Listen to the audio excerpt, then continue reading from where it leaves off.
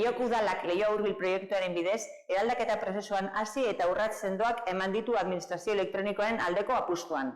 Honen isla da, besteak beste, 2020ko urtarriletik aurrera espedienteen barne kudeaketa digitala den osorik. Legearen betebeharrak betetzeaz gain, egoitza elektronikoan udal prozesurei buruzko informazio osoa guztiok daukagu eskuragarria. Eraldaketa digitalean, administrazioa ere eredu izan behar dugu, eta horregatik, alkateak ebatzita, Leioan ere udalarekin harreman elektronikoak erabiltzera behartuta gaude honako bi pertsona multzoak.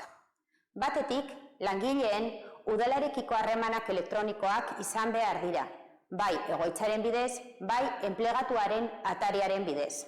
Bestetik, zinegotziek sinatzen den bezain laster bilkuren deialdia jasotzen dute, eta gai zerrendara ez ezik, landuko diren espedientetako bakoitzak osatzen dituen dokumentu guztietara ere jo dezakete.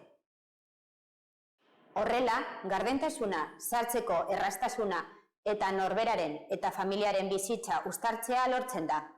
Ez baitute udal bulegoetara joan behar horiek eskuratzeko, eta eskura dituzte eguneko edozein ordutan.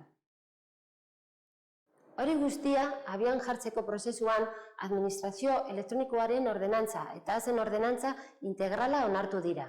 Ordenantza horietan, herritarrek udalerikiko harremanetan dituzten eskubideak jasotzen dira. Erabaki dezakete, haizen bi udal bulegoetara joan, egoitza elektronikoa baliabideekin erabili edo udalak eskura jartzen dizkionak erabili, gaztelubiden herritarrek erabiltzeko ordenagailua adibidez. Gainera, jakinarazpen guztiak interesdunaren eskura daude egoitza elektronikoan. Egoitza elektronikoaren erabideak udalarekin harreman izateko aukera ematen du. Urtean 24 orduz 365 egunez. Eta ez da harreman presentzialetik baztertzen. Ohiko kanalek irekitak jarraitzen dute. Era berean, ingurumenarentzat positiboa da. Alferrikako joan etorriak murrizten ditu eta paperaren erabilera ezabatzen du.